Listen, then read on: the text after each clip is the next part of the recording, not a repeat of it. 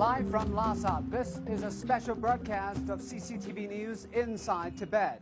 Well, throughout the week, we will bring you up close to Tibet and tell you stories of the Tibetans. And today, we will visit the Mount Chumalama National Nature Reserve, which is located in southern Tibetan Autonomous Region.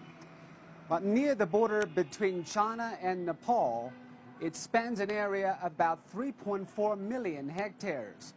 Within an average height of about 4,200 meters above sea level, Mount Chumalama National Nature Reserve is the highest reserve in the world, and you can find one of the world's 6 highest mountains here, including Mount Chumalama, the world's highest peak, reaching 8,844 meters above sea level. Well, the reserve is built to protect the extremely rare alpine ecosystem and plateau landscapes, as well as Tibetan culture. It is home to a diverse spectrum of species, including over 2,000 kinds of plants and nearly 300 types of animals. And of course, more than 80,000 people are also living here. The reserve hosts Rongbu Monastery, the highest temple in the world at 4,500 meters above sea level. Well, glaciers in Mount Chumalama is now melting faster, bearing mountains and raising water level downstream. While the global warming could be an arguable cause, increased human activities is believed to be a contributing factor. And our reporter Zhang Nini has traveled to Mount Chumalama and has this report on what has been done. The highest point on Earth.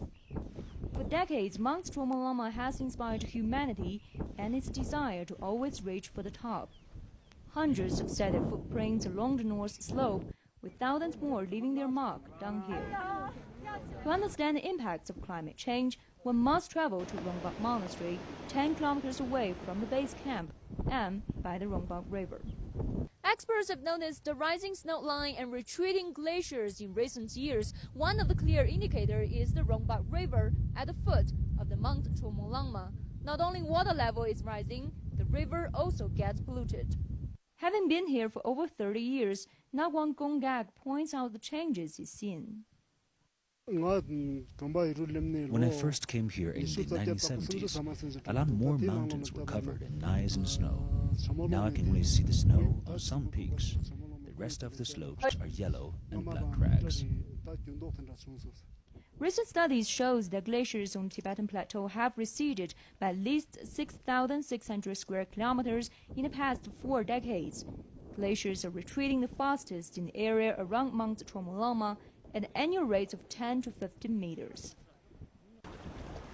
Increasing water levels are one of the short-term effects, but in the long run, the source of many rivers will dry up as ice and snow reserves begin to thin out.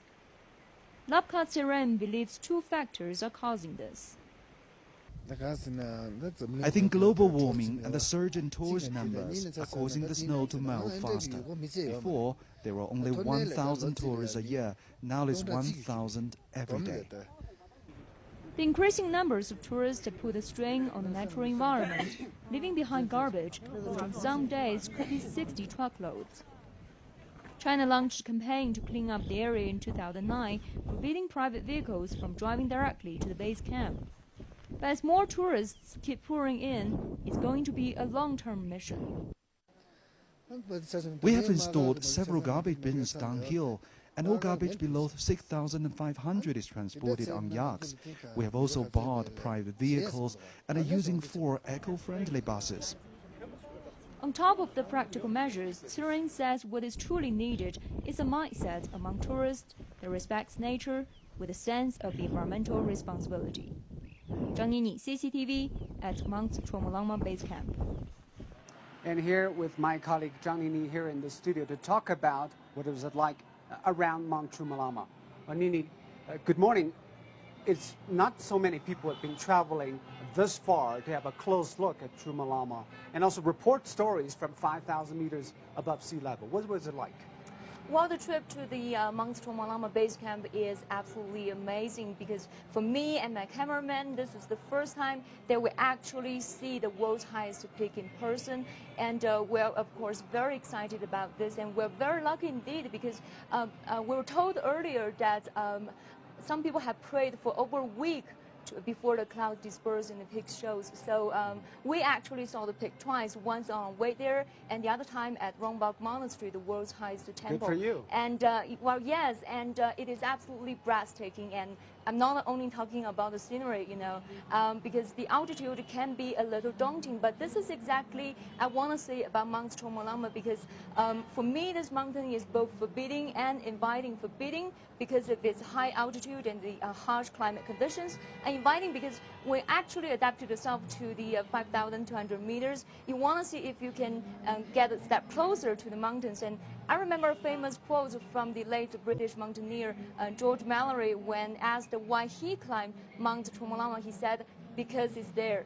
So the pull of Mount Chomolungma is unmistakable, and for the past decades it has remained the ultimate destination for every mountaineer, and now many tourists are coming too. So this is a very rewarding and eye-opening experience, and we're up the mountain, all of this altitude sickness and the poor road conditions don't seem to matter that much after all. So being there is inviting enough, but the problem is the area around the Himalayas have been tainted, some say, by human activities.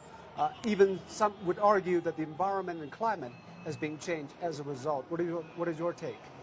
Well, the environment in Mount Chomolungma probably undergone the most changes in the past 3 decades, and one arguable cause is global warming. Scientists say that the average rise in temperatures in the Himalayas is actually 3 times than in other places.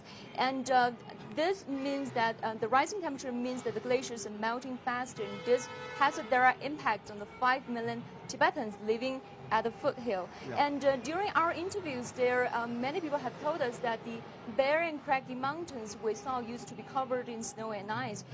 But in recent years, the reserve is thinning out gradually.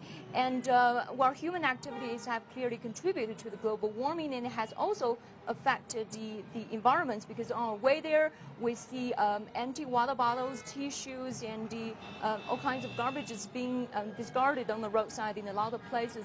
And this is not only at odds with the beautiful scenery, but it also affects the ecosystem.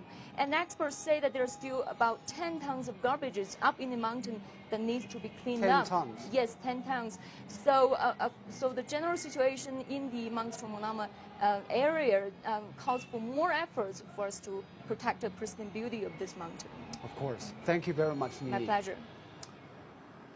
Well, we talk about the Tibetans, and Tibetan Autonomous Region enjoys one of the best climates in this country with an annual variety of sunshine and showers. But rising global temperatures are having effects on the environment and brought mixed consequences for the region's environment. Our reporter Ai Yang tells us why.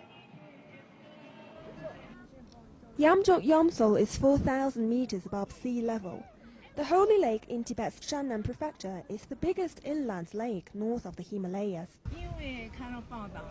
The scenery is really pretty and is surrounded by mountains. It's a very mysterious place. The area has actually gone greener in recent years. Good news for both tourists and local people.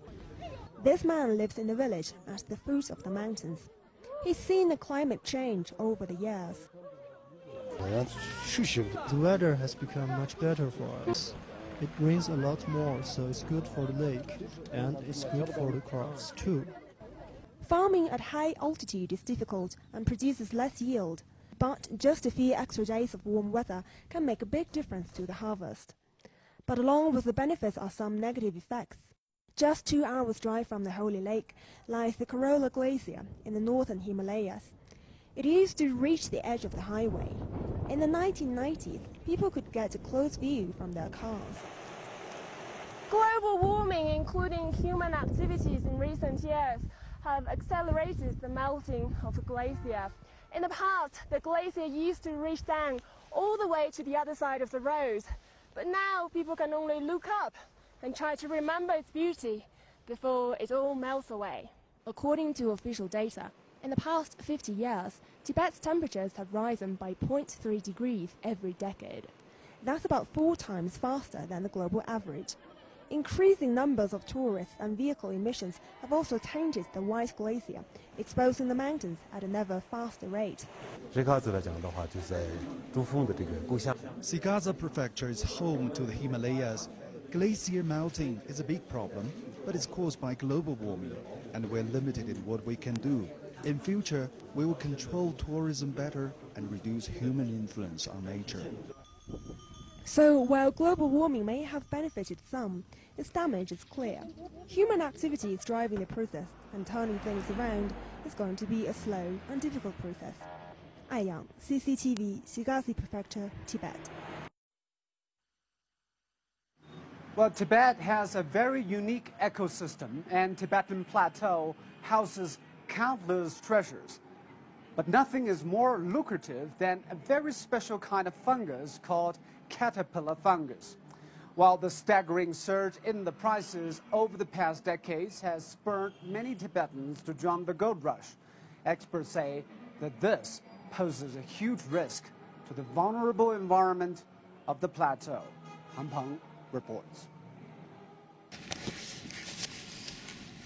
This oddly shaped small fungus is worth 3 times the price of gold. And all of a sudden, many Tibetans who've been ordinary herdsmen for generations find themselves sitting on a gold mine. The price is so high and so sensitive that traders bargain secretly under the hat. 1 bag of the fungus in exchange for 1 bag of RMB cash. That's over 100,000 yuan per kilo. For 10 years, Tsiren Doji has been harvesting the fungus and selling it in local trading center. Today he's become a millionaire, buying villas in Lhasa, sending his children abroad, and paying others to do the village chores. The fungus has existed on the plateau for thousands of years, and no one really cared. But 20 years ago, people in eastern China suddenly began to believe that it could be used as a medicine to cure cancer and boost sexual performance. The prices have only soared since then by a factor of thousands. At his home, the safe case is as high as the refrigerator, fully loaded with cash and fungus. Millions of yuan worth is enough for him to buy 2 more villas in Lhasa. The caterpillar fungus has become a cash cow for Tibetans. This small trading center alone could produce a staggering revenue of 3.5 billion yuan each year. However, behind the booming market is a real concern of an environmental disaster on the Tibetan plateau. Almost all herdsmen near the harvesting site have joined this fungal gold rush. To ensure the precious fungus is not broken, they use shovels to dig the small fungus out of the earth. The earth has been left open, grass uprooted, and at such a high altitude, it takes years for plants to grow back. With the intensive harvesting, reports show that some areas have been picked almost empty. This has also sparked violent conflicts over territory, occasionally fatal. The ecological system of the Tibetan plateau is very vulnerable. Any damage to the system can cause irreversible consequences. So we sent a special team to ensure harvesters recover the area they disturbed with grass to make sure the fungus there spores in the following year. And we ask harvesters to stop picking until the fungi reach maturity. It's easy and quick money versus a potential environmental calamity. Is it a blessing or a curse? For millions of Tibetans, the market craze for the fungi is reshaping their life and landscape. Han Peng, CCTV, Nachi, Tibet. That's an incredible story, and that is our special coverage on Tibet for today. And tomorrow we will tell you stories of average Tibetans, the Pongsos and Chimes here on the plateau. And I'm Zoe in Lhasa. Back to you, Zaka.